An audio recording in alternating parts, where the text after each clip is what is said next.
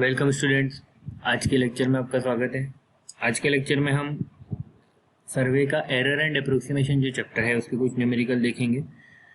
हम basic numerical देखेंगे कुछ, और उसके बाद में हम ये देखेंगे कि अगले वीडियोस में थोड़े हायर लेवल के न्यूमेरिकल देखेंगे। बेसिकली एरर एंड अप्रोक्सीमेशन में क्या होता है कि हम हमारे मेजरमेंट में जो करेक्शन होते हैं उनको करेक्शन को डिस्ट्रीब्यूट करते हैं अमंग आवर डिफरेंट मेजरमेंट्स, और उस करेक्शन जो भी हमारा करेक्शन है उसको एरर जो हमारी है उससे ज़ीरो करने की कोशिश करते हैं। तो जैसे कि ये बेसिक क्वेश्चन पहला वाला दे रहा हूँ मैं, adjust the angle A B C D which close the horizon. तो क्लोज हॉरिजॉन है, उसमें 4 एंगल इंटरनल एंगल हैं वो मेजर किए गए हैं, angle A, angle B, angle C और एंगल डी। इनका वैल्यू हमारा मेजर किया गया है। और एक यहाँ पे कंसेप्ट है वेट का। तो वेट मीन्स एक्यूरेसी को रिप्रेजेंट करता है। वेट 1, जैसे कि एंगल ए का वेट 1 है और एंगल डी का वेट 4 है, तो वेट का क्या, इसका मतलब क्या हो गया कि एंगल डी का जो मेजरमेंट है that is 4 times more accurate then angle A.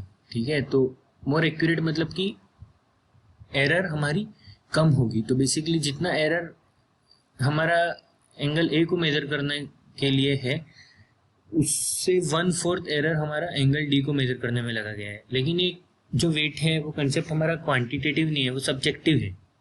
ठीक है, जो अपना मेजरमेंट करने वाला सर्वेयर है, जो ऑब्जर्वर है, उसने ये वेटेज दिए हैं डिपेंडिंग ऑन दी कंडीशन और उसके एक्सपीरियंस पे कि एंगल ए मेजर किया तो ये कंडीशन था, उस हिसाब से वेटेज 1 है। एंगल डी के लिए सारे फेवरेबल कंडीशंस थे तो ये वेट 4 है। तो ऑलरेडी हम थ्योरी में बात कर चुके हैं इस चीज़ की कि वेट को कैसे कैसे असाइन किया जाता है। तो बेसिकली क्वेश्चन है हमारे पास angle A B C D जो कि कोरिजन को क्लोज करता है, उसके वेटेज दिए हुए हैं और कहा गया है कि एडजस्ट करो इन एंगल्स को। तो हम क्या करेंगे, हमें पता है कि इंटीरियर एंगल का सम क्या होता है। इंटीरियर एंगल का सम होता है 2n प्लस 4 मल्टीपल विथ 90। ठीक है, 2n प्लस 4 मल्टीपल विथ 90।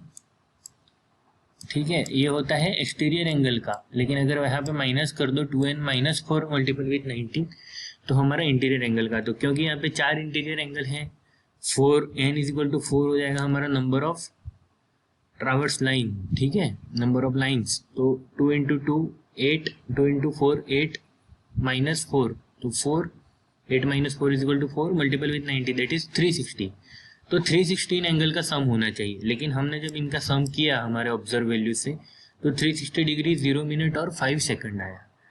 तो बेसिकली हमारा एरर क्या होगा। एरर का फॉर्मूला सर्वे का जो पहला वीडियो लेक्चर डाला था उसमें बताया था आपको, error is equal to observe value minus actual value. तो ऑब्जर्व वैल्यू है मेरी 360 डिग्री 0 मिनट 5 सेकंड और एक्चुअल वैल्यू है मेरी 360 डिग्री।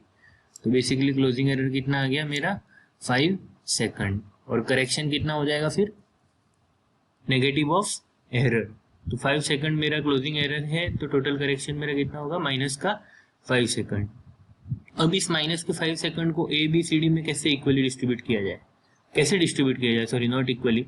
तो अगर हमें वेटेज नहीं दिया हुआ होता, बाय ऑब्जर्वर वेटेज नहीं दिया हुआ होता, तो हम इक्वली डिस्ट्रीब्यूट कर देते, जैसे कि हम ट्रावर्स के पुराने क्वेश्चंस में कर चुके हैं। लेकिन यहाँ पे हर मेजरमेंट का वेटेज अलग है, तो correction should be distributed in inverse proportion of their weightage. तो सीधी सी बात है, जिसका वेटेज ज़्यादा है, जिसका एक्यूरेसी ज़्यादा है, वहाँ पे करेक्शन कम होगा, तो वहाँ पे कम करेक्शन रिक्वायर्ड होगा, तो इन्वर्सली प्रोपोर्शनल में होगा। तो C1 is to C2 is to C3 is to C4, तो 1/1 1/2 1/3 1/4।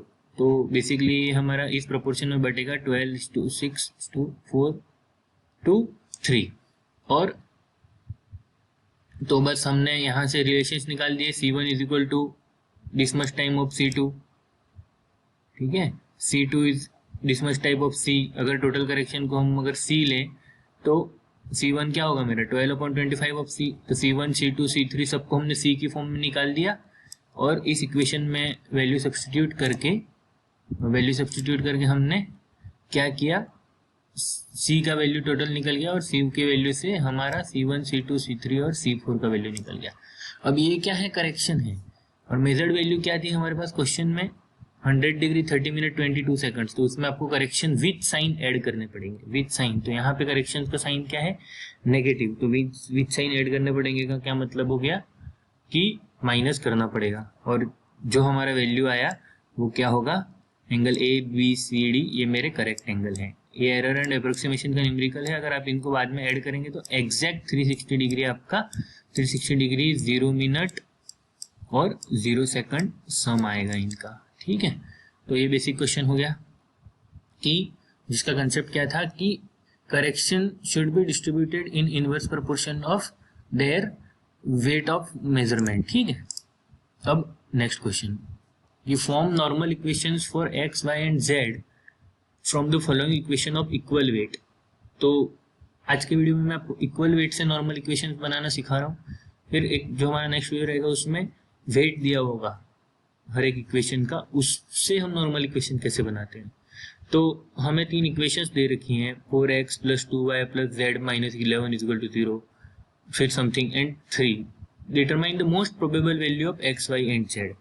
तो x, y एंड z की मोस्ट प्रोबेबल वैल्यू निकालने के बहुत सारे मेथड हैं। ठीक है, उसमें एक ये मेथड है normal equation method. Normal equation कैसे निकालेंगे, नॉर्मल इक्वेशन निकालने के लिए हमें यहाँ पे कितने अननोन है, x, y and z, 3 unknown है। तो हमें नॉर्मल इक्वेशन ऑफ x निकालनी पड़ेगी, नॉर्मल इक्वेशन ऑफ y निकालनी पड़ेगी, नॉर्मल इक्वेशन ऑफ z निकालनी पड़ेगी। अब इसको कैसे करते हैं, तो आपको जैसे कि अभी मैं नॉर्मल इक्वेशन ऑफ x निकाल रहा हूँ, तो नॉर्मल इक्वेशन ऑफ x कैसे निकलेगी, फर्स्ट इक्वेशन में आपका x का कंपोनेंट कोफिशिएंट कितना है, 4। तो आप पूरी की पूरी फर्स्ट इक्वेशन को 4 से मल्टीप्लाई करेंगे। ठीक है, प्लस सेकंड में x के कोफिशिएंट कितना है, 3। तो आप पूरी पूरी इक्वेशन को 3 से मल्टीप्लाई करेंगे, प्लस लास्ट में आपका कोफिशिएंट कितना है x का, 5। तो 5 से पूरी की पूरी इक्वेशन को मल्टीप्लाई करेंगे।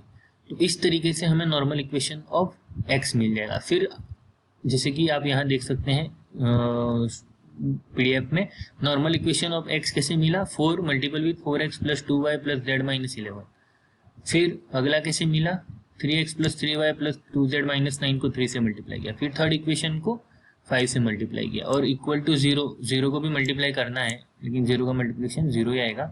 और इनको सबको ओपन अप किया तो मुझे क्या मिला, एक इक्वेशन मिल गई, 50x + 22y + 25z - 151 = 0। तो ये मेरी इक्वेशन 1 हो गई। अब आपको नॉर्मल इक्वेशन ऑफ y निकालना है। तो कैसे निकलेगा, फर्स्ट इक्वेशन में y का कोफिशिएंट कितना है, 2। तो पूरी फर्स्ट इक्वेशन को 2 से मल्टीप्लाई कर दिया। सेकंड क्वेश्चन में जो इक्वेशन दे रखी थी उसमें y का कोफिशिएंट कितना है, 3। तो पूरी इक्वेशन को 3 से मल्टीप्लाई कर दिया। थर्ड उसमें y का कोफिशिएंट कितना है, 1। तो पूरी इक्वेशन को 1 से मल्टीप्लाई कर दिया। तो उससे हमें एक इक्वेशन मिली है 22x + 11y + 14z - 77 = 0।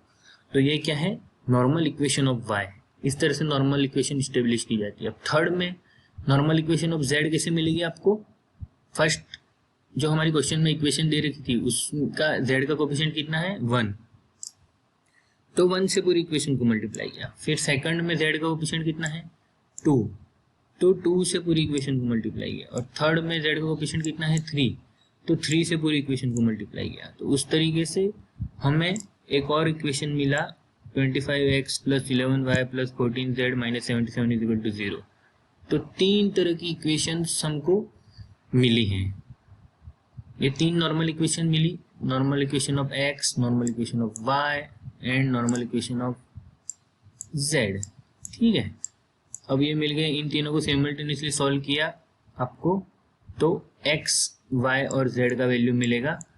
तो यहाँ पे इस क्वेश्चन को सॉल्व करने पे x की वैल्यू होती है 2.667, y की होती है -0.33 एंड z की होती है 1। तो ये वैल्यू क्या है मेरी, most probable value of x, y and z, जो कि हमारे क्वेश्चन में पूछा गया था। तो बेसिकली आज के इस वीडियो लेक्चर में हमने क्या सीखा कि जब आपका नॉर्मल एक कोई भी वैल्यूज मेजरमेंट किए जाते हैं और उनको वेट किया जाता है अगर, तो उसमें करेक्शन का डिस्ट्रीब्यूशन कैसा होगा, inversely proportional to their weight. और दूसरा हमने सीखा कि नॉर्मल इक्वेशंस किस तरह से लिखी जाती हैं जबकि इक्वेशंस का वेट इक्वल हो, और उन नॉर्मल इक्वेशंस से कैसे most probable value of unknowns निकाला जाता है। अगर आपको कोई डाउट है तो आप कमेंट सेक्शन में जाके पूछ सकते हैं। Thank you very much.